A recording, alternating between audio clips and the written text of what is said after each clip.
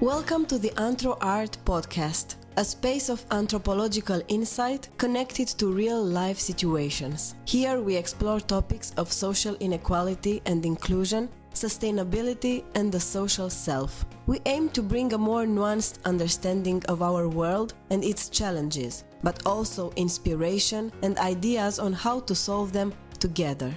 We hope you enjoy it.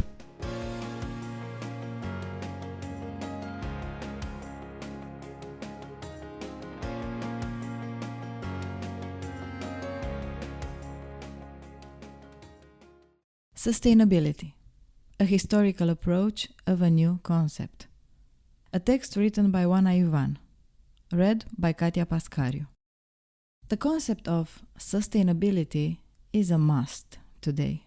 From the tiniest farming product or restaurant menu to the multi-million euro budget projects, sustainable needs to be on the front cover, on the label, in the main title. We got so used to the term that we hardly ever think what it actually means. The present essay discusses one of the most used misconceptions of sustainability in relationship to the good old days when life was said to be simpler, carefree, and consumerism was unheard of. The image of Romania is often presented to the Westerner tourists as a land lost in time where man has lived in harmony with nature since the dawn of time. This imagery is feeding the nostalgia for pristine nature and pretty villages of heavily industrialized and technologized Europeans. The same feel of nostalgia is also very present in the very polluted and overcrowded big Romanian cities. Urban people are longing for fresh air and tasty food produced by local farmers and tend to have an idyllic picture of life in the countryside in past. Our grand and great parents were not so stressed out. They were living off the farm, consuming only what they needed, and they were happier. It's an idea shared by many Romanians living in urban areas. The concept of local or indigenous people living in harmony with nature that created the myth of the noble savage in the 17th century, describing the local indigenous people not corrupted by civilization, is making a strong comeback for the past decade. Western Europeans are increasingly looking at Romania as a pristine piece of heaven, while urban Romanians are looking at those who live in the countryside as the keepers of sustainable and traditional old ways. The present essay uses the centuries-long history of fishing in a UNESCO biosphere reserve, the Danube Delta, to deconstruct this myth. Questions whether sustainability can so easily go hand in hand with tradition, and whether local people using natural resources, in this case the fish, were actually living in harmony with nature before consumerism spoiled the pristine heaven of the Danube Delta. The historical examples discussed below reveal in some cases extreme ways of natural resource depletion practiced a few centuries ago.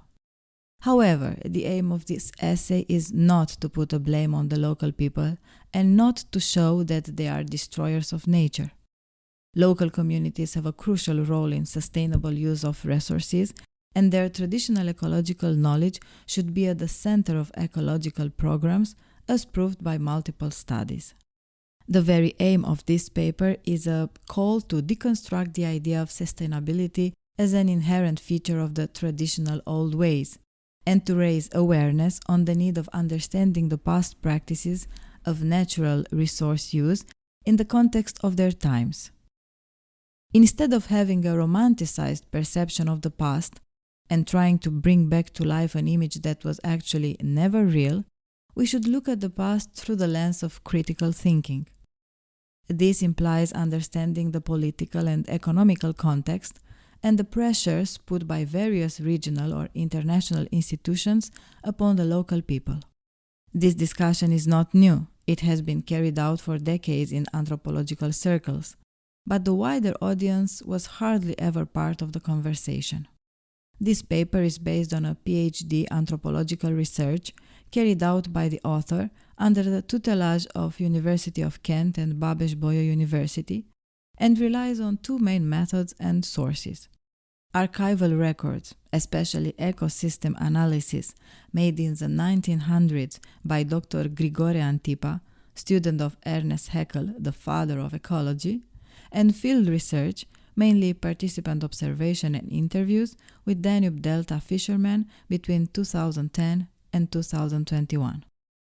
Reiterating the need to understand the local practices in the greater political economic context of their times and not creating new stereotypes such as locals, axe-handles, destroyers of nature without global consciousness. The following paragraphs will present a brief history of fishing techniques and modes of natural resource use in the Danube Delta, describing them in relation with the governing political and economic systems of their times. Let's take a look on what was before, when life was said to be simpler and people are seen as living in harmony with nature. Fishing in the Middle Age and during the Ottoman Empire, 1500 to 1800. The richness of the fish in the Danube Delta and the intense exploitation at the Danube's mouth are mentioned in the year 950 AD in the documents of the Byzantine Emperor Constantine Porphyrogenet, where the settlements of Sulina and Sfântu Gheorghe were identified as the main centers for fishing and navigation. Fishing was one of the main subsistence activities, and fish was very important in the Orthodox states because fish and its caviar was the only meat allowed on designated days over the long religious fasting periods. Romania had as many as 202 fast days in a year. Moreover, livestock was consumed in spring or winter time, while fish remained available all year. Consequently, the high demand for this product created in the 12th century a fish road, starting in Dobroja and reaching all the main Russian cities, the Byzantine Empire, Greece, and the Habsburg Empire. The settlements at the Danube's mouth were well connected to the big cities of the surrounding empires, stretching on 2 continents.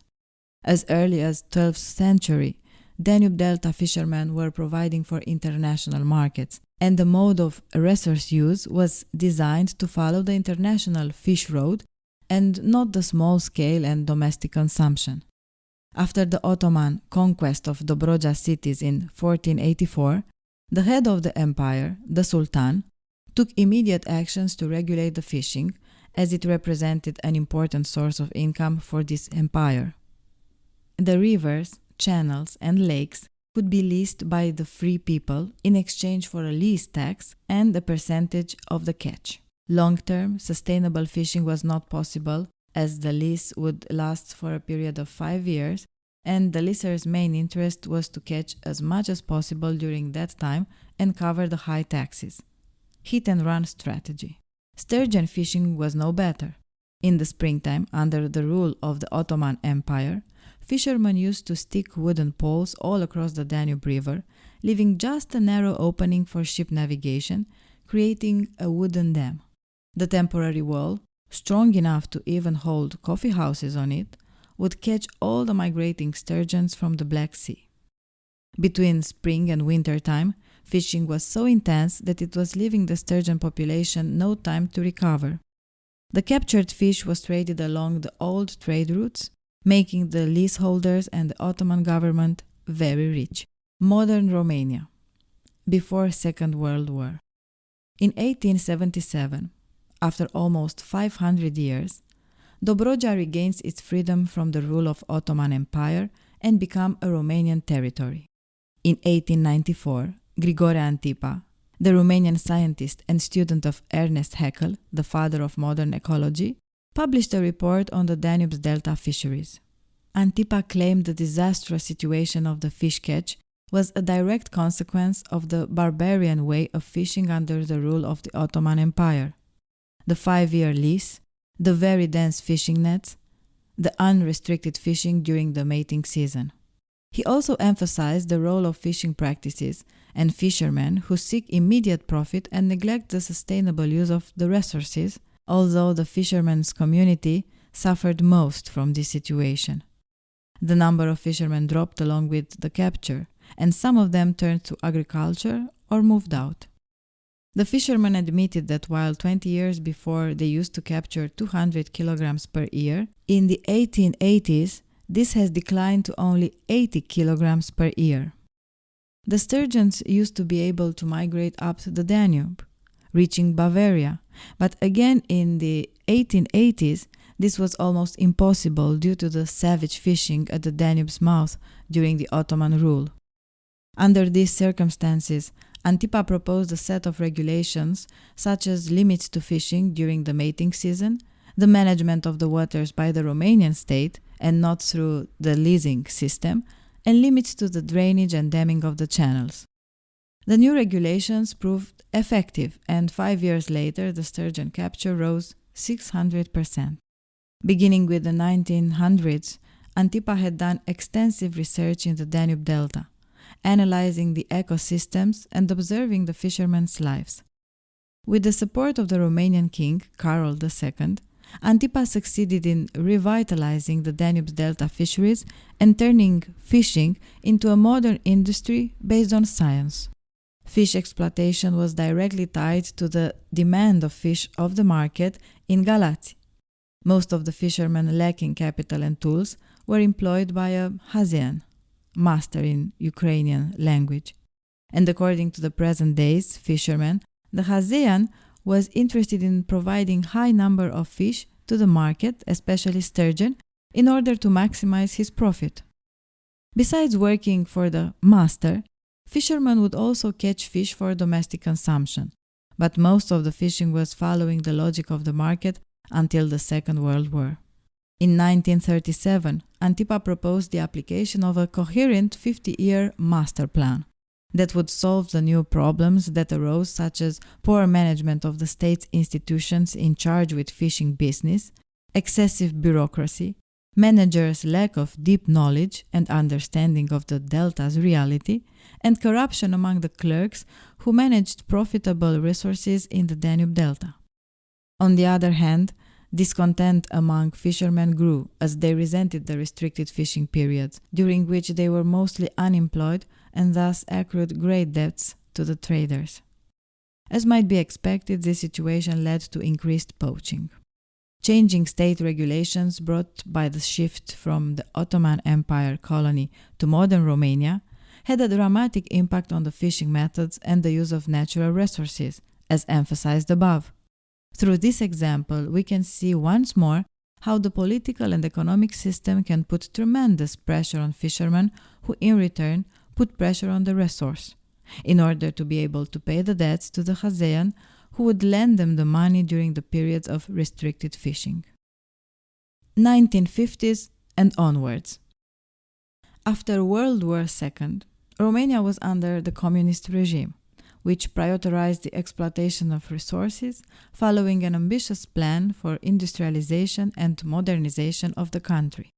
The government exerted strict control over natural resources, establishing state-owned enterprises responsible for resource extraction, processing, and distribution. In this context, the Danube Delta made no exception. Due to its various and abundant natural resources, the Danube Delta suffered dramatic changes. No less than 80,000 hectares of wetlands were reclaimed for agriculture, fish farming, and forestry. The environment was transformed by intense fish farming, cattle breeding, agriculture, reed exploitation, and channel clearing. In the meantime, the fishermen were employed by Piscicola, the state-owned fishing enterprise, in charge with all aspects of this enterprise, from organizing the fishing teams and investing in tools and technology to creating a unique state-owned fish market. In this context, fishermen had little to almost no agency, and they had to follow Piscicola's long-term plan for intense fishing and resource exploitation. According to the local fishermen, Piscicola learned most of the fishing techniques and modes of resource use from the elders and upscaled it 10 times. For almost half a century, fishing in the Danube Delta was completely organized and controlled by the state, supporting once again the argument that political and economic systems shape dramatically the modes of resource exploitation. Understanding the context, makes us more careful about how we use the term in the past when we talk about good old days. UNESCO Biosphere Reserve and present times. After the fall of communism in 1989, the Danube Delta became important for the international scientific world and a major shift occurred. It became a strictly protected area as a biosphere reserve. The Delta's regime turned from the reclamation program and intensive exploitation of the natural resources to the sustainable development approach. In 1991, the Romanian part of the Danube Delta became part of UNESCO's list of World Heritage Sites. Around 2,733 square kilometers of the delta are strictly protected areas.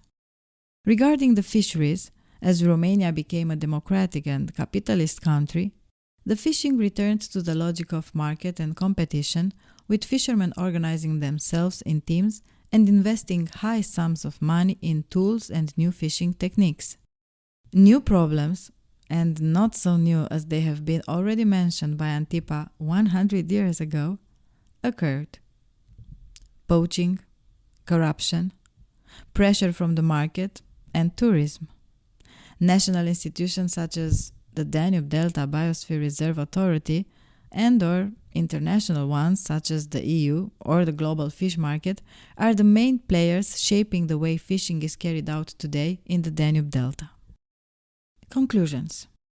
A very brief look over the past 1,000 years of fishing in the Danube Delta paints a very different picture than the stereotype of people living in harmony with nature since the dawn of the times. One can hardly talk about sustainability for almost 500 years with the barbarian way of fishing, depleting the resource, while being a colony under the rule of the Ottoman Empire. Connections to international markets for more than a millennium dramatically shaped the way fishing was done, deconstructing once more the idyllic image of the local people in their own self-sufficient, carefree little universe. Modern history also emphasizes the role of national and international institutions in enforcing fishing regulations and modes of extraction. As usual, history teaches us a lesson for the future. In this case, it would be a call for a good understanding of the local context and the pressures from the political and economic system governing the way people extract natural resources. Proposing sustainable programs for the future relying on a romanticized picture of the past or on a stereotypical image of local people, while ignoring policies, economics, and politics, can be doomed to fail from the start.